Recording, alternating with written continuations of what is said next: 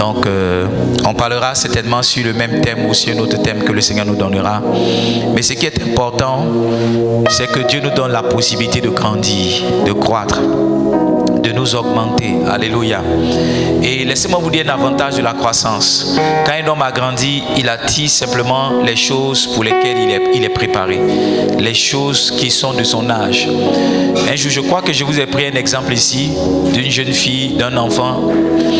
Quand elle grandit, qu'elle commence à avoir des rondeurs, elle commence à avoir un sourire, une certaine démarche, une certaine taille, elle commence à avoir des prétendants, des gens qui se disent: ah tiens, j'aimerais faire de toi ma femme, j'aimerais faire de toi ma compagne, j'aimerais faire de toi mon âme sœur.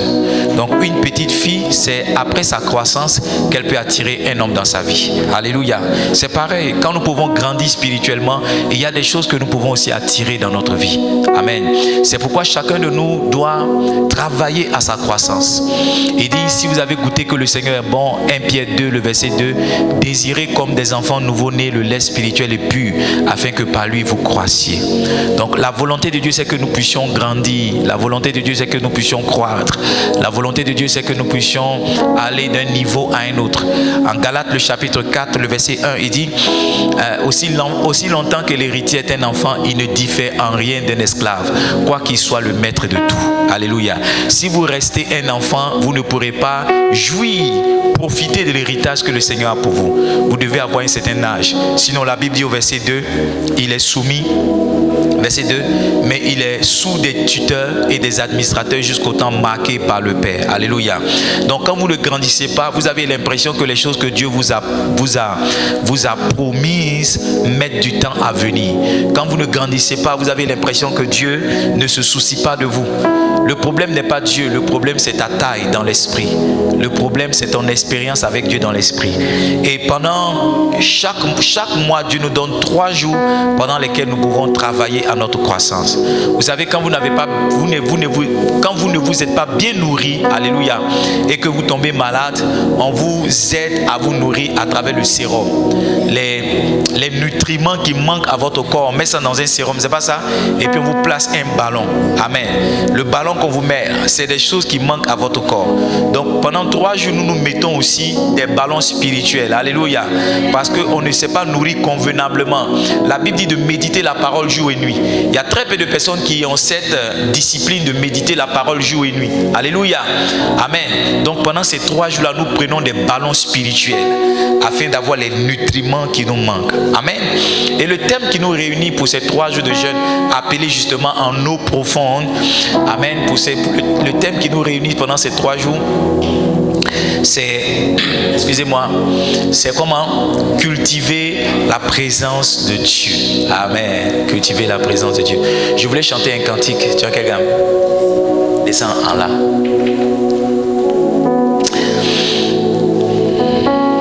Le thème qui nous réunit, c'est cultiver la présence de Dieu.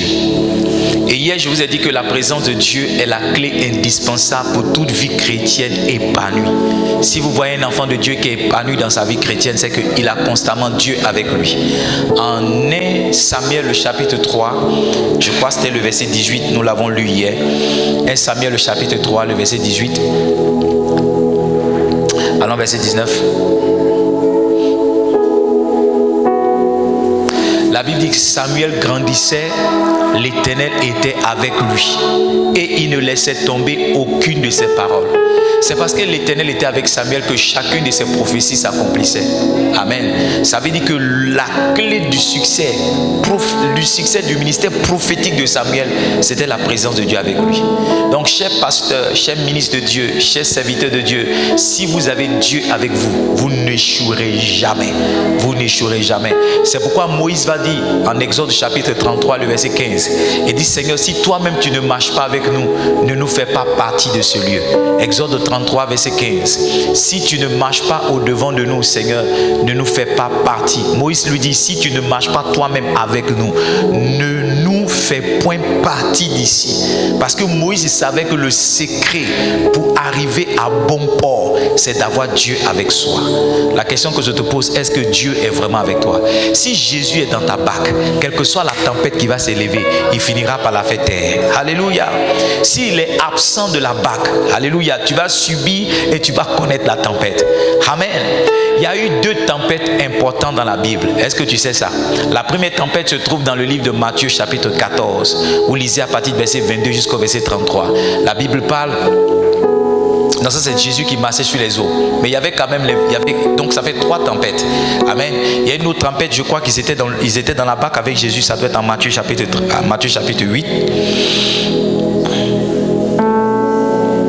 Matthieu chapitre 8. Je trouve la référence rapidement et puis on va avancer. Qui aime la parole du Seigneur?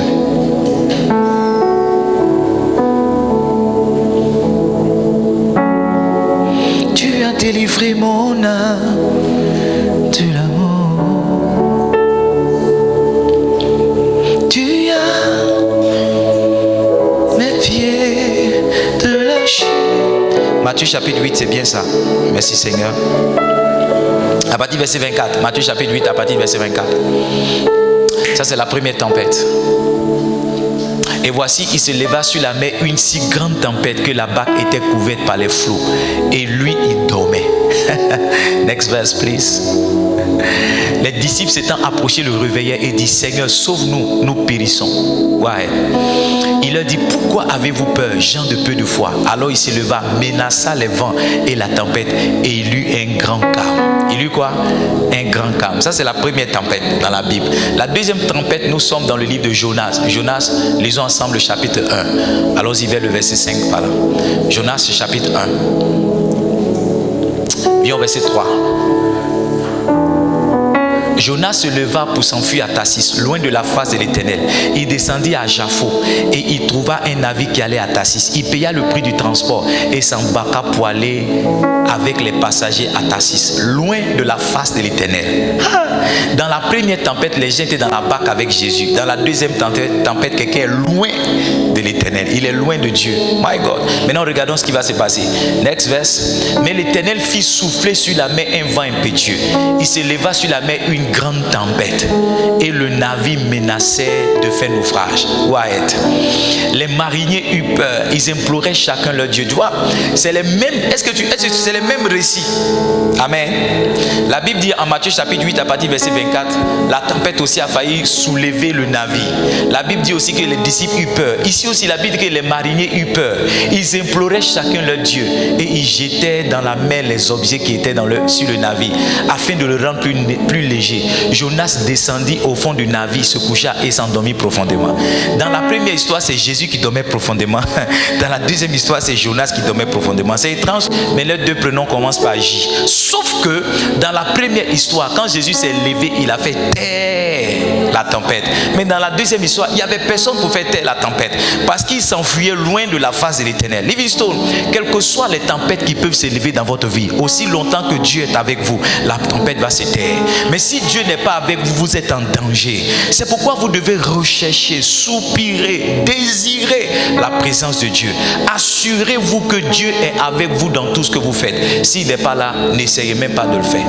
La Bible dit que l'homme propose, c'est pas ça. Mais quoi? Donne-moi Proverbe chapitre 16, le verset 1 au verset 3. J'espère que je ne vous dérange pas avec tous ces versets que je cite. Les projets que forme le cœur dépendent de l'homme, mais la réponse que donne la bouche vient de l'Éternel. C'est Dieu qui a le dernier mot. C'est Dieu qui connaît la fin. Alléluia. Donc tout projet que tu as formé sans Dieu, c'est pas sûr que ça aboutisse. Parce que la réponse que donne la bouche vient de l'Éternel. Donne-moi le verset 2. Il dit: toutes les voies de l'homme sont pures à ses yeux, mais celui qui pèse les esprits, c'est l'Éternel. Donc toutes les voies sont pures pour toi, toutes les voies sont droites. Mais c'est Dieu qui peut te dire quelle est la bonne ou bien quelle est la mauvaise voie. La mauvaise voie, pardon. Le verset 3.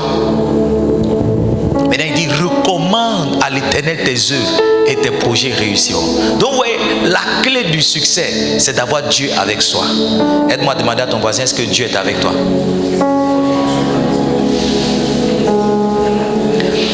Demande à ton voisin: est-ce que Dieu est avec toi dans tes projets? Alors, je vous ai dit que la relation que Dieu a avec ses enfants ressemble très pour trait à la relation qu'un berger a avec ses brebis, n'est-ce pas? Matthieu chapitre 9, le verset 36. La Bible dit: lorsqu'il vit la foule qui était languissante, voyant la foule, il fut ému de compassion pour elle parce qu'elle était languissante et abattue comme des brebis qui n'ont point de berger. Donc Dieu nous regarde comme étant des brebis et lui, il est le berger. Jésus, même quand il vient en Jean chapitre 10, il se présente comme le bon berger, n'est-ce pas? Amen. Donc Psaume le chapitre 23, c'est là que je vais vous envoyer, nous fait comprendre les avantages qu'un berger apporte dans la vie d'une brebis. Il dit, l'Éternel est mon berger, je ne manquerai de rien. Et hier, je vous ai dit que quand Dieu n'est pas présent dans votre vie, vous connaissez le manque. Vous connaissez quoi? Le manque. Deuxième point, quand Dieu n'est pas présent dans votre vie, vous connaissez quoi? L'absence de repos. Il dit, il me fait reposer dans des verts pâturages. Il me conduit près des eaux paisibles. Reposer et eaux paisibles, ça traduit la même réalité qui est le repos. Amen. Quand Dieu est dans ta vie, tu connais le repos. Toute ta vie n'est pas combat. Il y a des périodes où tu profites aussi de la grâce, où tu jouis de la présence de Dieu à tes côtés. Alléluia. Oui, quand vous lisez la Bible, il y a des moments où Jésus a dormi. Par exemple, dans la Pâque, il a dormi. Amen. Jésus n'était pas tout le temps éveillé. Pour dire que tout le temps, il faut être éveillé pour gagner des âmes ici, pour faire ceci, pour faire cela. Il y a des périodes aussi, il allait chez Lazare, il a bien mangé. Alléluia. Il y a des périodes aussi, il allait chez, comment ils appellent le coup là? Zaché, il a bien mangé. Alléluia. Amen. Amen. Dis à ton voisin, est-ce que tu jouis du repos?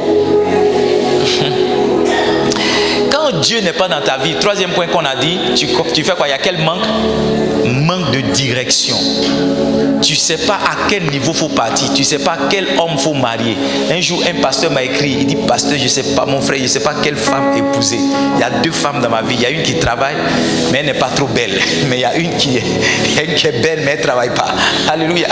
Il y a une qui s'est préparée, mais il y a une autre là qui s'est débrouillée. Alléluia. Il ne sait pas laquelle épouser. Son corps fait boudin, son corps fait comme ça. Amen. Il y a ce que son cœur veut, il y a ce que son corps veut. Alléluia. Quand tu n'as pas Dieu dans ta vie, tu manques de direction. Je prie que cela ne t'arrive pas au nom de Jésus. Quand tu n'as pas Dieu dans ta vie, tu connais le trouble. Et parlant de trouble, on a parlé de blessures émotionnelles. On a parlé d'affaiblissement. Regarde, l'un des premiers signes que Dieu a quitté ta vie, c'est la rétrogradation. Quand tu commences à perdre certains réflexes spirituels, ça veut dire que Dieu est parti. Quand on dit que Dieu est présent ou qu'il est absent, on a dit il y a 3 choses. La présence des anges, la présence du Saint-Esprit et la présence de certains hommes oints. Alléluia. Voici 3 éléments par lesquels tu peux t'assurer que Dieu est vraiment avec toi. Amen. Donc quelquefois, quand le Saint-Esprit t'a quitté ou bien quand le Saint-Esprit est éteint en toi, ce qui vient juste après, c'est la rétrogradation.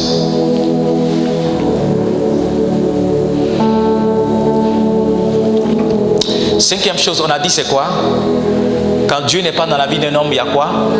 La peur, la crainte. Il dit, quand je marche dans la vallée de l'ombre de la mort, je ne crains aucun mal, car tu es avec moi. En d'autres termes, quand Dieu est présent dans la vie d'un homme, il n'a pas peur. Il n'a pas peur des choses qui peuvent arriver. Il n'a pas peur des tempêtes qui peuvent se lever. Il est simplement serein. Alléluia. J'ai observé que on apprécie vraiment un bon chrétien par certains trous par lesquels il passe. Aussi longtemps que tout va bien, tu peux prétendre être un bon enfant de Dieu. Mais quand tu es frappé par certaines circonstances, ou bien quand tu dois traverser certaines épreuves de ta vie, c'est en ce moment-là qu'on réalise que tu es vraiment un enfant de Dieu. Parce qu'il y en a pour qui le langage change. Il y en a pour qui... Écoutez, la femme de Job a dit, maudit Dieu et meurt. Tu vois, aussi longtemps qu'ils avaient leurs enfants, tout prospérait, elle disait, alléluia, amen. Mais quand Dieu a permis que Satan vienne leur arracher toutes ces choses, elle a dit, maudit Dieu et meurt. Il y a des gens qui, lorsqu'ils passent par des moments difficiles, se mettent à maudire Dieu. Il y a des gens qui commencent à dire de mauvaises choses de Dieu. Quand Dieu est dans la vie, réellement présent dans la vie de quelqu'un, il n'a aucune peur. Amen. 6e chose, quand Dieu est absent dans la vie de quelqu'un, il connaît des défaites. Il est dans l'insécurité.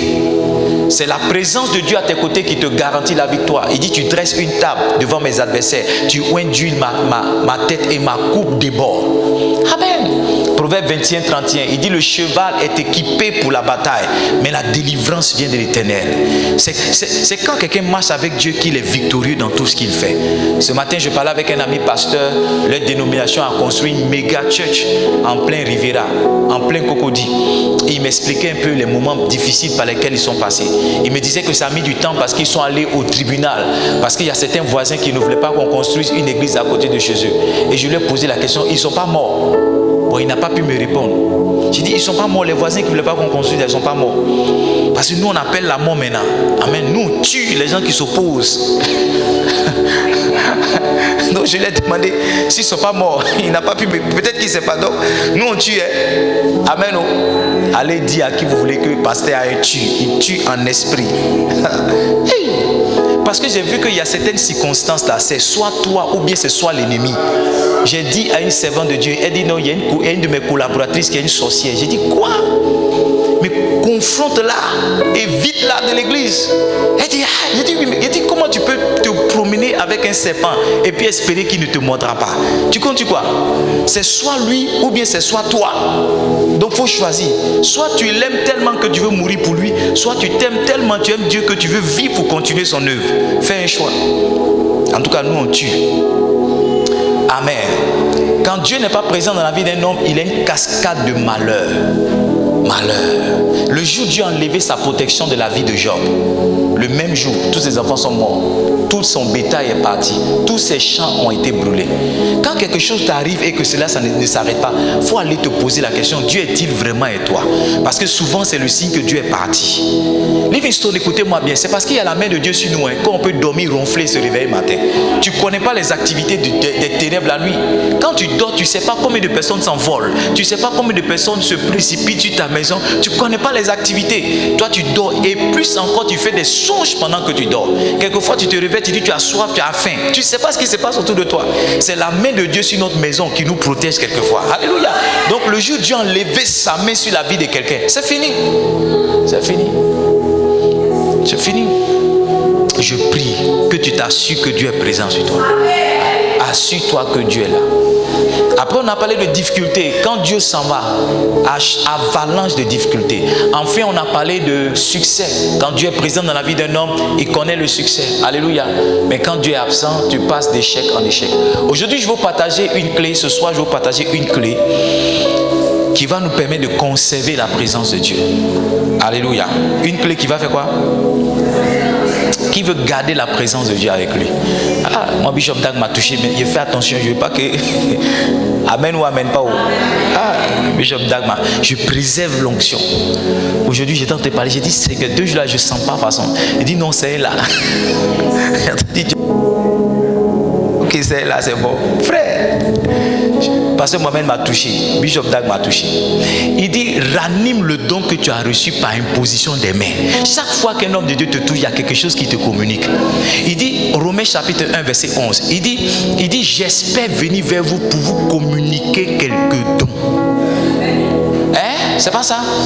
J'espère venir vers vous pour vous. Romains chapitre 1 verset 11. Pour vous, c'est le verset là, c'est ce verset là que je suis allé au Libéria. Dieu m'a dit, va au Libéria pour communiquer des dons. Il dit, je désire vous voir pour vous communiquer quelques dons spirituels afin que vous soyez affermis. Pasteur Mohamed a prié pour moi en juin. En août, Bishop Dag a prié pour moi. Je fais attention pour préserver le manteau, pour ranimer l'onction. Il y a beaucoup de personnes qui sont jalouses ici, mais je ne fais rien vous. La semaine prochaine, il m'a mis encore. On dit la fresco, il va aller là-bas. Et moi, il y a une onction que je guette 2 jours. On appelle ça the hearing anointing. Hey. Je suis en train de cotiser mon argent parce que je dois prendre un billet d'avion pour partir. Ah oui, c'est pas sorti dans le micro parce que le Seigneur ne veut pas que tu entendes. Bien ce soir. Quelle clé il vous faut pour maintenir la présence de Dieu? Dis avec moi la sanctification. Écoutez-moi, Livingstone, Dieu est saint. Il faut que où Dieu doit être, le lieu aussi soit saint. Où Dieu doit s'asseoir, ça doit être saint. Où Dieu doit être, ça doit être comment? Ça doit être saint. Je n'ai pas ça dans mes références, mais je pense que le Saint-Esprit me conduit là. Dans le livre de 1 Corinthiens, je crois le chapitre 3, le verset 10. 1 Corinthiens, le chapitre 3, le verset 10. Est-ce que c'est ça, Saint-Esprit? Merci.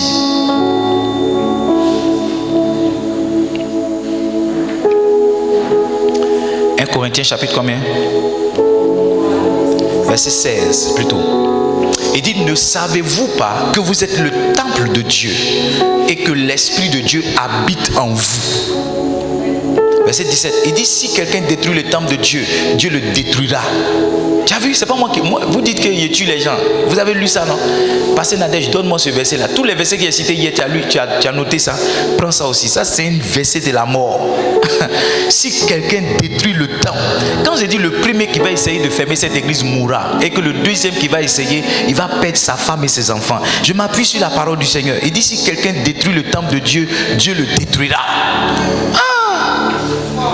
Car le temple de Dieu est saint, et c'est ce que vous êtes.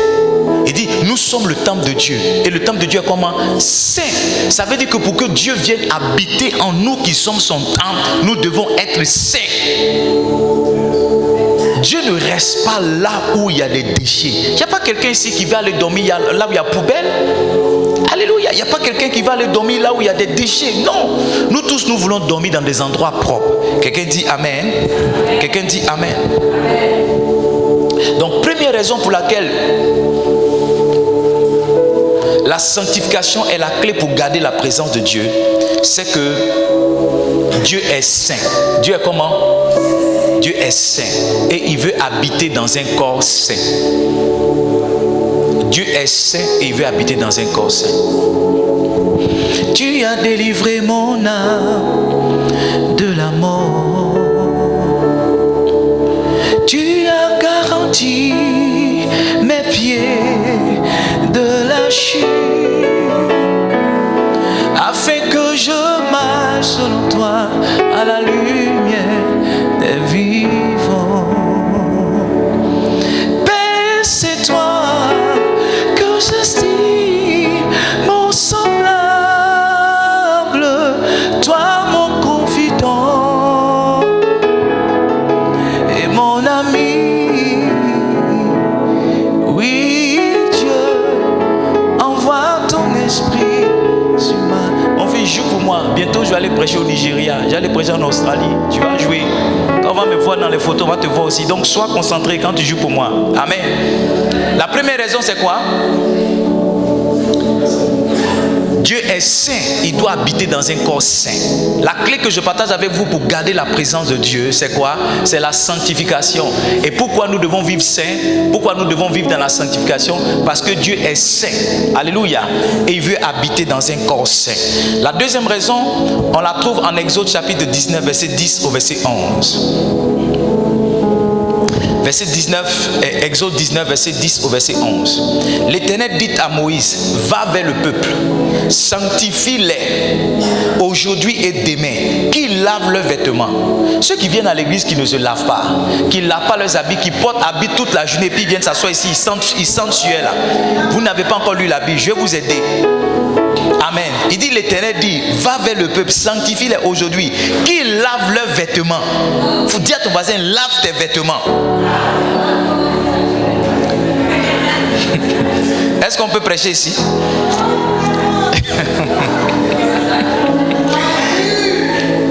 La parole est dure, mais c'est la Bible. Dis à ton voisin, lave tes vêtements. Il dit qu'ils lavent leurs vêtements. Les parents, copiez ce verset, la donnez à vos enfants. Qu'ils lavent leurs vêtements. Exode 19, verset 10. Verset 11 dit, qu'ils soient prêts pour le troisième jour. Car le troisième jour, l'Éternel descendra aux yeux de tout le peuple sur la montagne de Sinaï. Pourquoi est-ce que la sanctification est une clé? Parce que chaque fois que Dieu voulait se présenter au milieu de son peuple, il demandait qu'il se sanctifie. Dieu ne va pas te visiter tes habits qui sentent sueur là. Oui. Oui.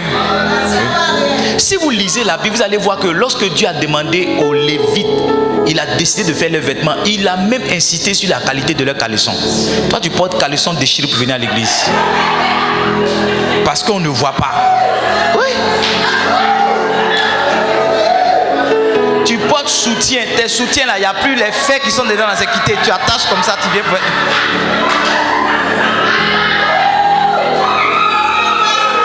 Il dit, moi, je n'ai aucune réputation à préserver. Hein. C'est moi sur le peu vous dis tout. Moi, je ne suis pas le pasteur qui vous blague. Hein. Dieu a insisté sur la qualité du caleçon d'Aaron et de ses fils. Toi, tu portes caleçon déchiré parce que le pasteur ne voit pas, personne ne te voit. Mais Dieu voit la qualité de ton caleçon. Et puis tu pries, tu dis non, le pasteur a touché tout le monde, il ne m'a pas touché. Est-ce que tu as vérifié?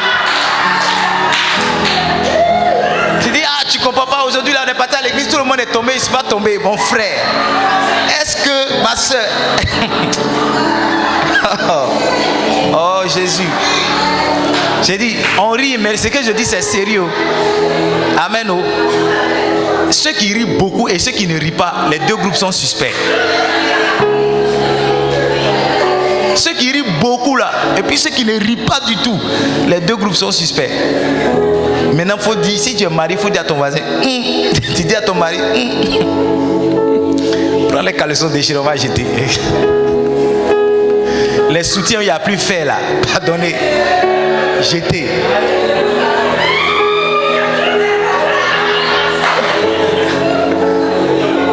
Livingstone, tout ça c'est la sanctification. Oh. Tu vois, il y a beaucoup de personnes qui disaient non, j'ai dit ne pêche pas, tout ça c'est la sanctification. Il dit, dis-leur qu'ils lavent leurs vêtements.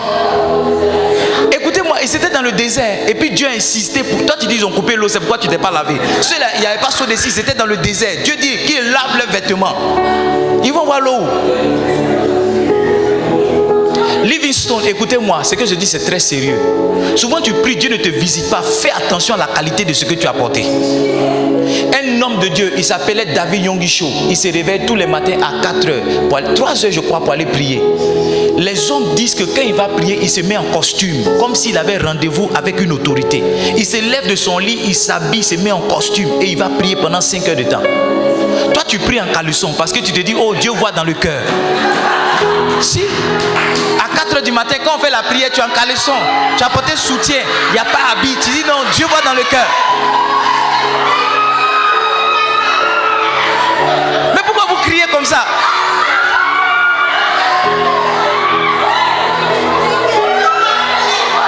Prier de 4 heures, tu as porté collant, tu dis tu t'en vas prier. Comme si Dieu c'est ton chéri, comme si Dieu c'est ton ami, tu attaches un morceau de pain. Tu es couché dans le lit en caleçon, tu te dis non, Dieu voit dans le cœur. Livingstone, est-ce que je peux prêcher ici? Aide-moi à dire à ton voisin, arrête ça. Arrête ça. À partir de ce soir, chaque fois que tu dois prier, mets-toi bien. Il y a des gens qui ne se brossent même pas. Si. Ils ne se brossent pas, ils vont à la prière. Livingstone, voici maman qui est là. Je prie pas dans... Voici mon épouse qui est là. Il me brosse chaque matin pour aller prier. Toi... Oh Jésus. Le Saint-Esprit est en train de nous aider. Parce qu'il y a des gens pour qui...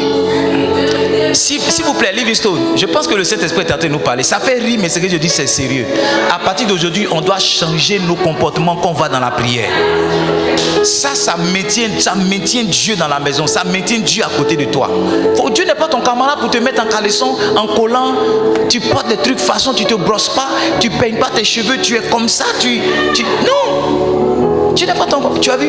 Comme Dieu t'aime, c'est pourquoi il a mis ce message dans ma bouche. Parce que tout ce que tu fais... Moi, je ne suis pas là-bas pour contrôler. Je ne suis pas là-bas pour voir. Mais pendant que je suis en train de prêcher, je sens que c'est de toi que je parle. Est-ce que je peux appuyer? Livingstone, chaque fois que Dieu devait se présenter au milieu du peuple, il a demandé qu'il se sanctifie. Et la sanctification, ça allait jusque dans le parfum de leurs vêtements. Ça allait jusque dans la qualité de leurs vêtements. Si on te demande pourquoi est-ce qu'on doit se saper à l'église pour venir dimanche, il faut donner ce verset-là. Dieu dit de laver les vêtements. Il y a des gens qui viennent à l'église, tu viens à l'église, tu attaches un morceau de pain avec des tapettes. Comment Dieu va te parler? Maintenant, quand c'est funérailles, on dit funérailles, aller enterrer ton parent là. Tu portes maxi, 3 pains. Tu mets. Arrête ça. Arrête ça. Arrête ça. Quand tu viens dans la maison de Dieu, fais-toi bien. Fais-toi propre. Ouais. Prends un bain. Arrange tes cheveux. Quand je venais ce soir, j'ai dit à Laurie, attends, j'ai arrangé un peu mes cheveux. J'ai dit, j'ai arrangé un peu mes cheveux. Toi, tu es bizarre. Et puis tu viens. Un de mes amis pasteurs dit, quand le pasteur Mohamed est venu, il dit, le pasteur Mohamed ne l'a pas touché. J'ai dit, mais elle la tunique que tu as portée là. Ta tunique là est trop puissante. Il dit, mais ta tunique là, ça c'est tunique des archevêques. Comment parce que maman va te toucher? Ta tunique là, ta tunique est trop forte. Oh, mais quand on est parti au Ghana, Bishop Dag a prié pour lui. J'ai dit, tu as vu, Dieu avait un autre niveau. Amen. Il a porté une tunique. Une tunique. En fait, la pluie nous a mouillés. Et donc, on est parti chez le prophète. Le prophète nous a donné des vêtements. Moi, il y avait mes habits dans sachet, donc j'ai porté des habits. Lui, son habit était mouillé, donc le prophète lui a donné une tunique. Oh, il n'a pas même forme que le prophète, donc la tunique était tunique sur lui. Il dit, quand Pasteur Mohamed a prié, arrivé à son niveau là, il a sauté. J'ai dit, mais avec la tunique que tu as là, ça c'est tunique des papes, c'est tunique des archevêques. Tu n'as pas besoin de son onction. Amen. Livingstone, c'est que je dis, le point est le suivant. Écoutez, ce n'était pas dans mes notes, mais le Saint-Esprit vient juste de me révéler cela. Faisons attention à la qualité des vêtements que nous portons. C'est aussi ça la sanctification. Faisons attention à la qualité des dessous qu'on a. C'est aussi ça la sanctification. Tu vois, faisons attention à l'odeur qu'on dégage. C'est aussi ça la sanctification. Il dit, dis-leur de laver leurs vêtements. Reviens sur le verset 10, Exode. C'est le verset de la soirée, Exode 19, verset 10. Dis-leur qu'ils lavent leurs vêtements. Dieu dit, je viens demain, mais il faut leur dire, non, qu'à laver leurs vêtements. Il dit, dis-leur. Il dit, sanctifie-les aujourd'hui et demain. Parce qu'il y a des gens qui se lavent aujourd'hui, mais le lendemain, ils ne se lavent pas. Il y a des gens qui se lavent une fois chaque 2 jours. Il dit, sanctifie-les aujourd'hui et demain. Qu'ils lavent leurs vêtements. Ceux qui dorment, ils font songe et puis ils oublient là. Est-ce qu'ils se sont lavés avant de dormir? Je ne sais pas pourquoi j'insiste sur ce point là. Mais il y a beaucoup de personnes qui sont concernées. Ceux qui se lavent à 16h et puis ils dorment avec. Ils disent non, je me suis lavé à 16h. Je me suis lavé à 16h. Chez nous là, quand on quitte ici, on va se laver encore. Amen. Quand on vient ici, on se lave. Quand on quitte ici, quand on arrive à la maison, on se lave. Il y a des gens qui disent non, papa m'a touché, donc je ne me lave pas, j'ai dormi avec ça. Que Dieu vous aide.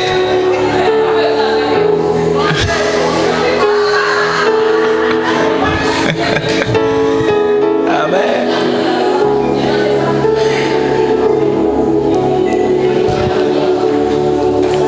Le point là, c'est le point. Toute la prédication, toute la sanctification là, c'est ça. Si Dieu doit nous fouiller ce soir, vous serez surpris de la qualité des dessous et de la qualité des sous-corps. Quand tu arrives à la maison ce soir, tu prends tous les caleçons déchirés, tu jettes. Tous les sous-corps déchirés, tu jettes.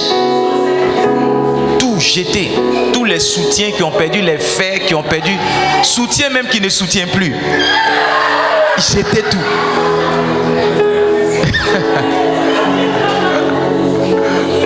Je ne sais pas, je vais avancer, mais le Saint-Esprit me garde sur ce point-là. Livingstone, ça n'est même pas dans mes notes. Ça n'est même pas dans mes notes. Ça n'est même pas dans mes notes.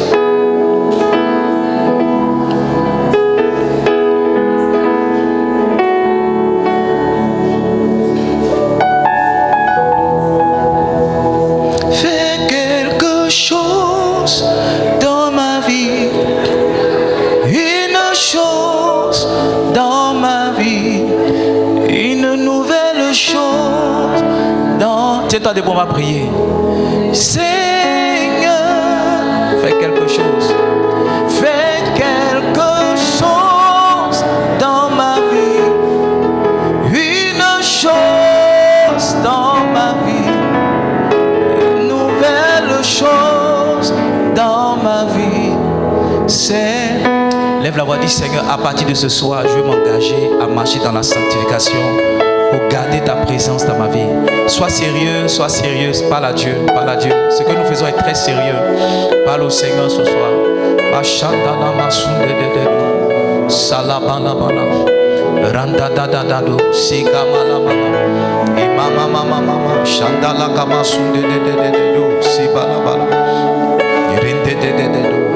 Zandala ski mama mama mama. Randa la kama sunde de de. Le kama mama mama mama. Zanda da da da do. Si bala bala bala. Randa da da da do. Si mama mama mama. Randa da da da do. Ski mama mama mama. Rende de de de do. Sa mama mama. Lévitique 16, verset 3, verset 4. Lévitique 16, verset 4. Lévitique 16, verset 4. Il se revêtira de la tunique sacrée de lin. Il portera sur son corps des caleçons de lin. Il se ceindra d'une ceinture de lin. Il se couvrira la tête d'une tiare de lin. Ce sont les vêtements sacrés dont il se revêtira après avoir lavé son corps dans l'eau.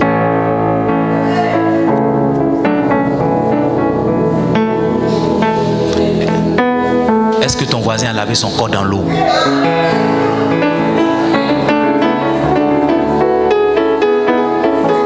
Comme c'est cuit du soir, tu t'es pas lavé pour venir.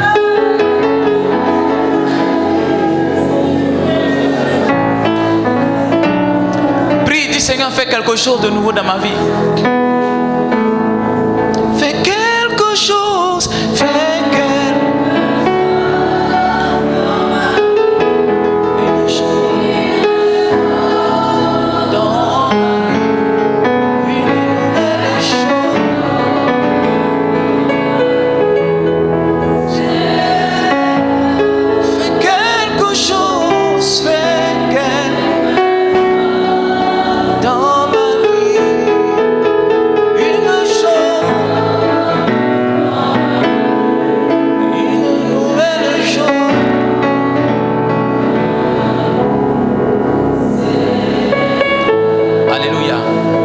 soyons plus sérieux. Voici où beaucoup de personnes se trompent. Dieu est celui qui regarde plus les détails que n'importe quoi.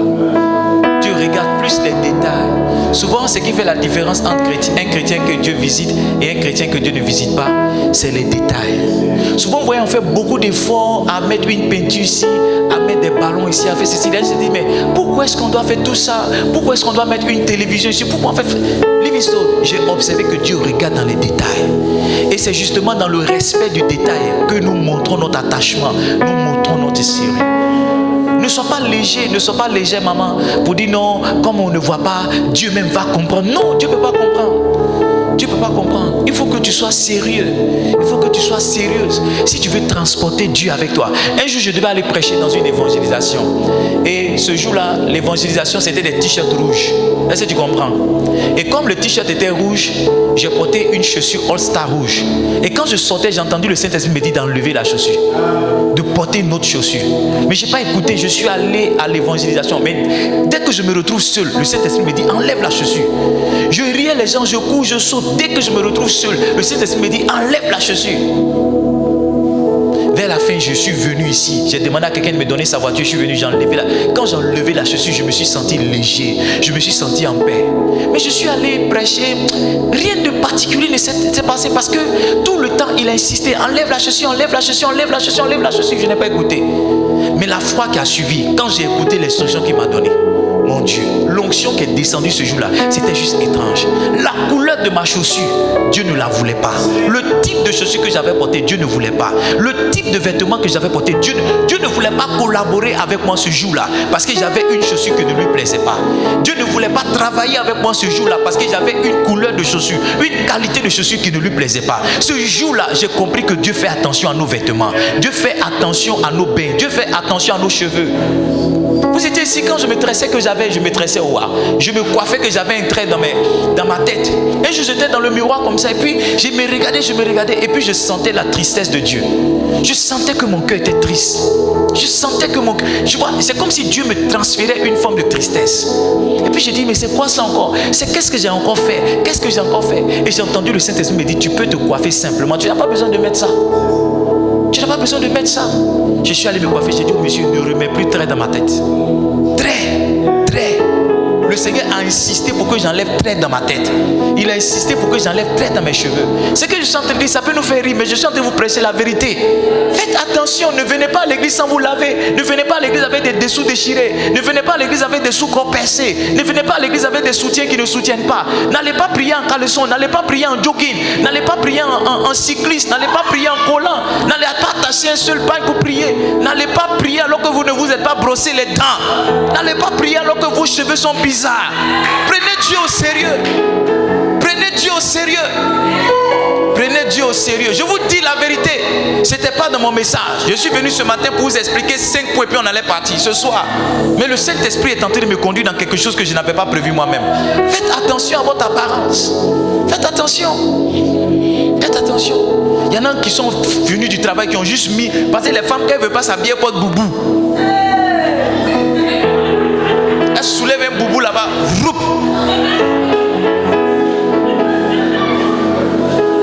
Est-ce que je peux prêcher?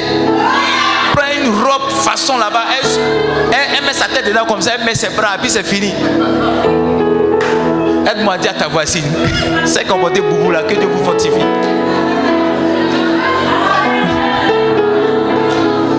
Est-ce qu'on prêche ici ce soir? Est-ce que le message est bon? Est-ce que le message est bon? C'est-à-dire ce soir, on peut partir à la maison et puis se repentir parce que les caleçons percés et les sous-corps percés, c'est beaucoup ici. C'est beaucoup ici. Maintenant, écoutez, après avoir prêché ce message, chaque fois que tu seras en train de porter quelque chose de percé sur toi, tu vas entendre le Saint-Esprit te parler.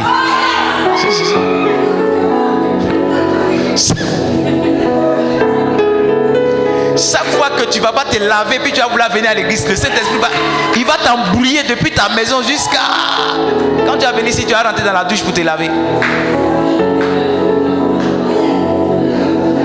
Oh Saint-Esprit, merci. Merci Seigneur. Je ne sais même plus si je dois prêcher. Parce que c'est le message qu'elle a. Le message de ce soir, c'est le message. Se coiffer, avoir une bonne apparence, avoir une bonne odeur, mettre des habits propres. On n'a pas dit d'aller payer tes habits, je ne sais pas moi, c'est Danny Store ou bien, aidez-moi.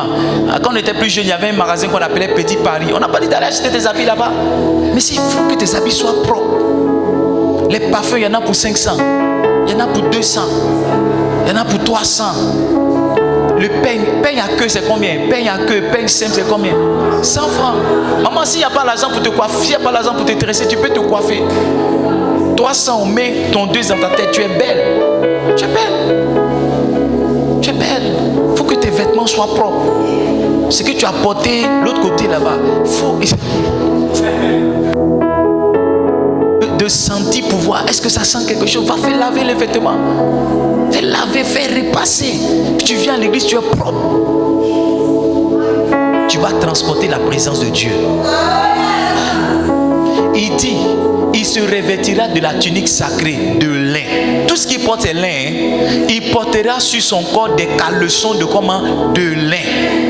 Il se ceindra d'une ceinture de comment? De lin. Il se couvrira la tête d'une tiare de comment?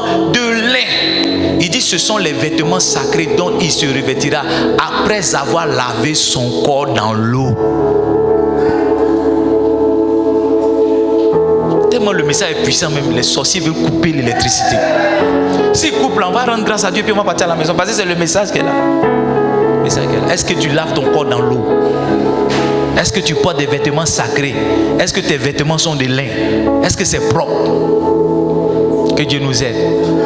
Je sens que tu dois te repentir. Je sens que tu dois te repentir. Lève la voix. On va se repentir nous tous parce qu'on est tous concernés.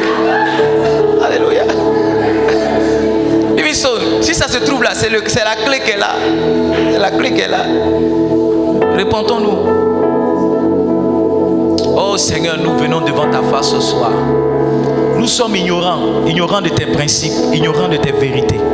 Mais ce soir, nous sommes choqués, agréablement choqués par la qualité de ce que tu nous enseignes ce soir. Oh, nous prenions l'habitude, papa, de nous vêtir comme nous voulons pour aller aller dans ta présence. Nous prenions l'habitude, Seigneur, de nous présenter dans ta présence sans même nous être lavés, sans même nous être entretenus le corps. Mais ce soir, nous sommes choqués. Ce soir, nous sommes juste choqués. C'est pourquoi nous te prions, Seigneur. Prends pitié de nous. Nous avons agi par ignorance. Nous avons agi vraiment par insouciance. Prends pitié de nous, Seigneur. Ne considère pas les hommes et les femmes que nous étions par le passé. Regarde à notre cœur. Parce qu'en réalité, nous t'aimons et nous voulons demeurer dans ton amour. En réalité, nous t'aimons et nous voulons rester avec toi. Prends pitié de nous, Jésus-Christ de Nazareth. Lave-nous, purifie-nous, sanctifie-nous et donne-nous de repartir sur de nouvelles bases.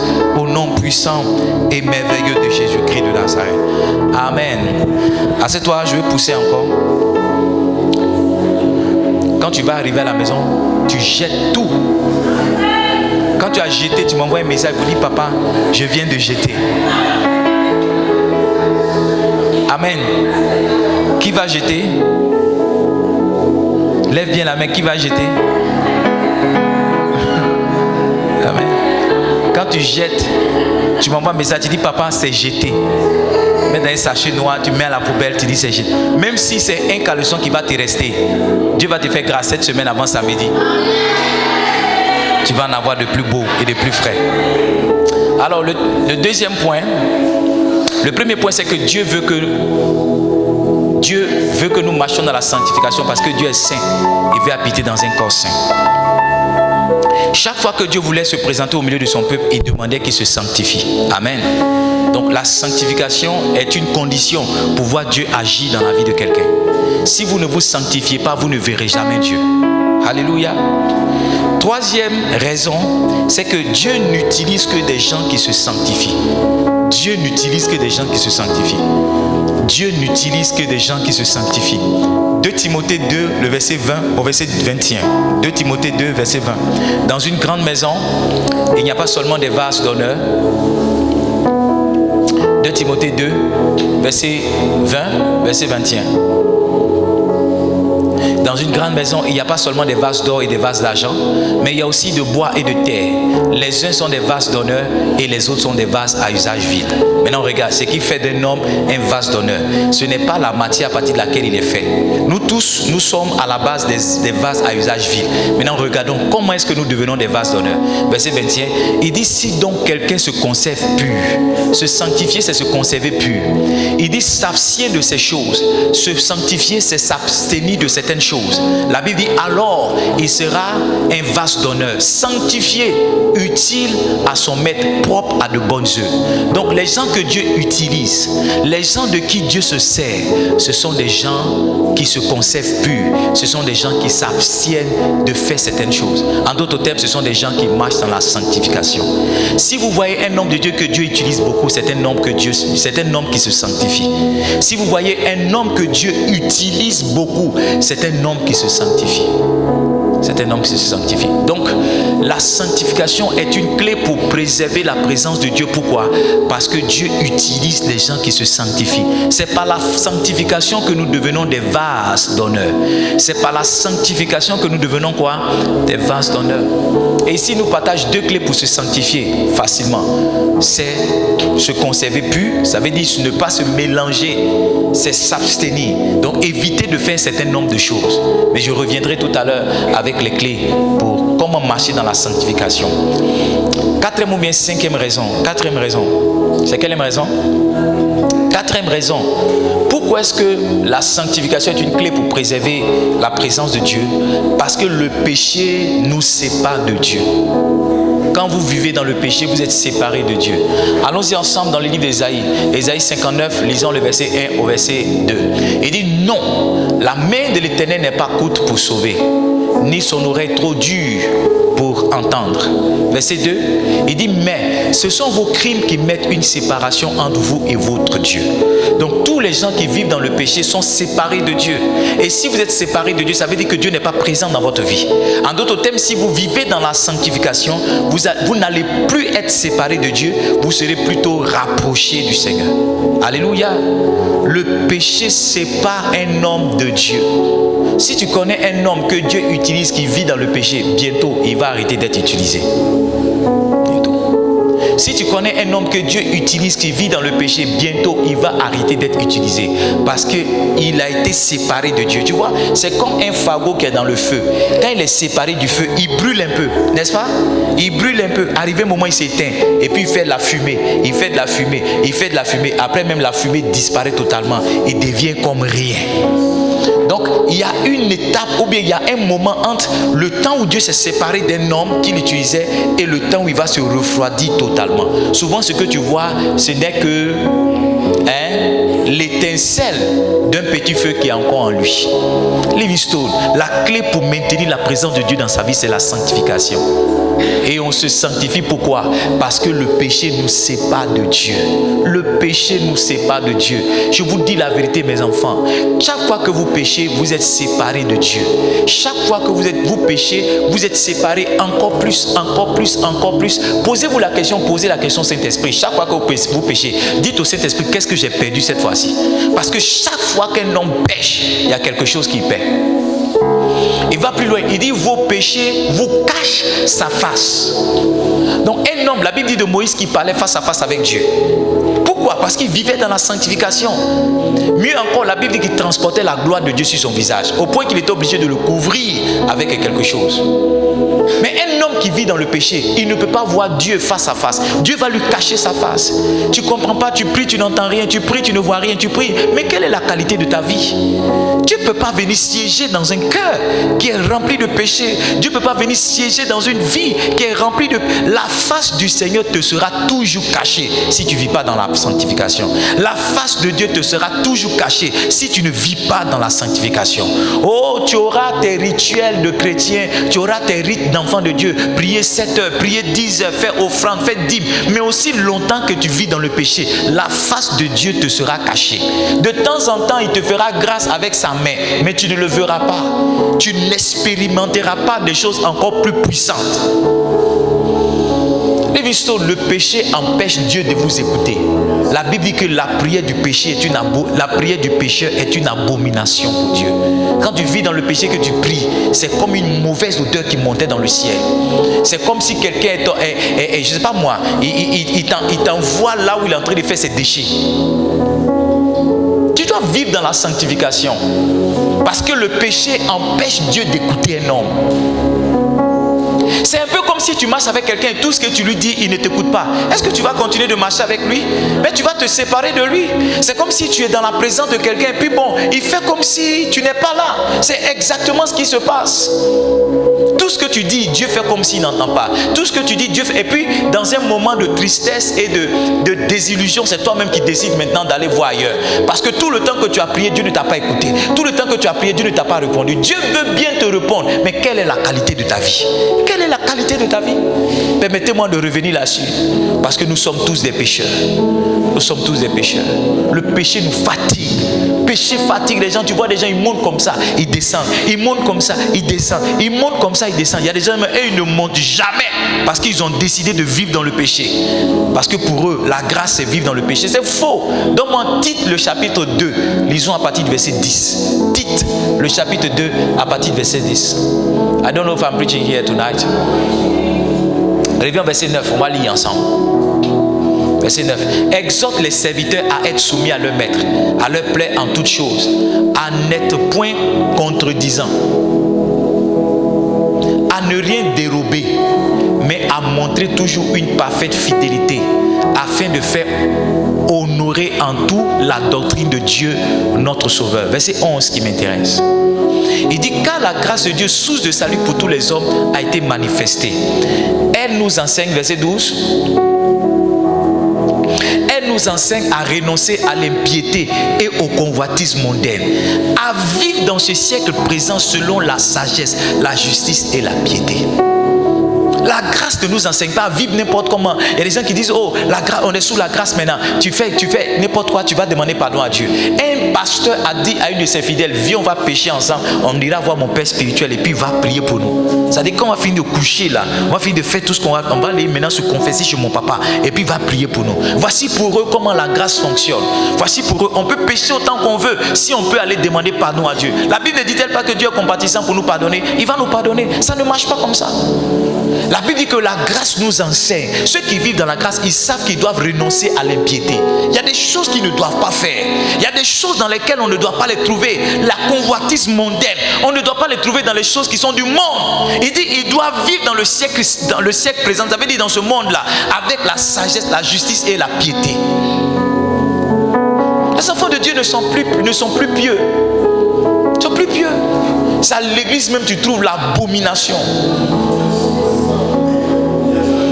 À l'église tu vois les pantalons avec les traces de caleçon dedans.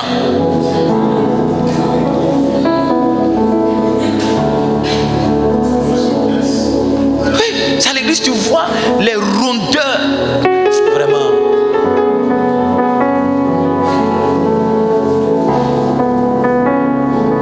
Il n'y a rien contre ton habillement. Hein. À l'église, sagesse. Arrivé un moment, ce n'est pas. Tu dois savoir que tu ne dois pas scandaliser l'autre. C'est parce que la Bible dit ne sois pas un sujet de scandale. Tout est permis, mais tout n'est pas utile. Tout est permis, mais tout n'édifie pas. Tout est permis, mais je me laisserai asservir par quoi que ce soit. Tu dois t'arranger à ce que l'autre ne soit pas scandalisé. Est-ce que quand tu portes ton pantalon que tu viens là, est-ce que le frère qui est là, qui essaie de se garder, Dieu lui a fait grâce, il est sorti de la masturbation, il a écouté une prédication, maintenant il essaie de se conserver, il a enlevé porno sur ses chaînes de canal. Maintenant c'est à l'église, il regarde porno. Oui.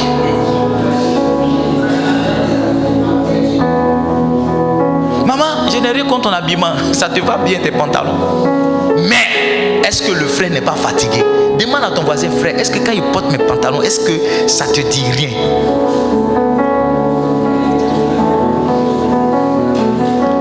J'ai posé la question au gynécologue de ma femme. J'ai posé la question au gynécologue de ma femme. J'ai dit, matin, midi, soir, tu regardes les femmes des gens, ça te dit rien? Tu veux que je te donne la réponse qu'il m'a donnée? Tu veux que je te donne la réponse? Fais une offrande. Tu veux que je te donne la réponse? J'ai trouvé que c'est un travail vraiment particulier. J'ai dit, matin, midi, soir, quand les femmes des gens viennent, tu dis, monte là-bas, monte là-bas, monte là-bas, monte là-bas, matin, midi, soir, monte là-bas. Parce que moi, j'ai accompagné ma femme jusqu'à chez le gynécologue. Donc, il dit donc, matin, midi, soir, quand tu te lèves, tu viens là. C'est ce travail que ça te fait. Ça te dit rien. Il m'a dit, tu veux que tu donnes la réponse? Est-ce qu'on est en direct? On est en direct. Ok, on n'est pas en direct, je peux donner la réponse.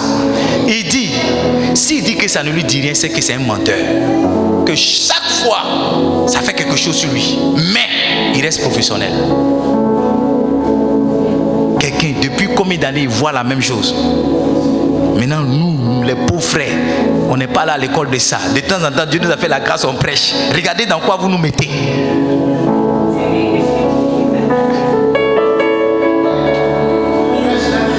Les garçons aussi qui portent culottes. Les gens qui aiment se promener dans culottes. Je ne sais pas si on t'a dit que tes jambes sont belles ou bien tu as les jambes de... Quoi? Mais tu es dans la ville, tu es en culotte. Souvent, mais tu viens à l'église, tu es en culotte. Je ne sais pas quelle soeur tu veux séduire. Je ne sais pas. Ce message-là, mais je ne sais même pas où il va. Je ne sais pas où ce message va. Frère, soyons sérieux. Amen. Soyons vraiment sérieux. Soyons sérieux. On rappelle les points très rapidement. Pourquoi est-ce que la sanctification est une clé pour garder la présence de Dieu? Premier point, c'était quoi?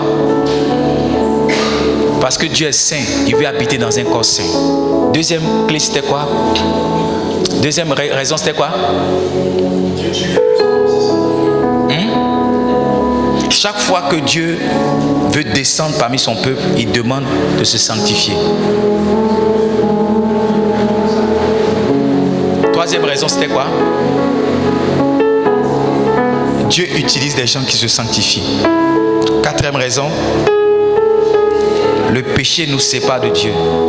Cinquième raison, le péché nous cache la face de Dieu. Sixième raison, le péché chasse l'homme de la présence de Dieu.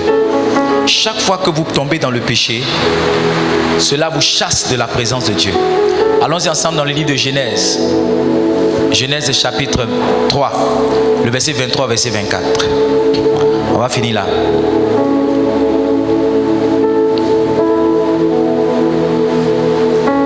Genèse 3, verset 23.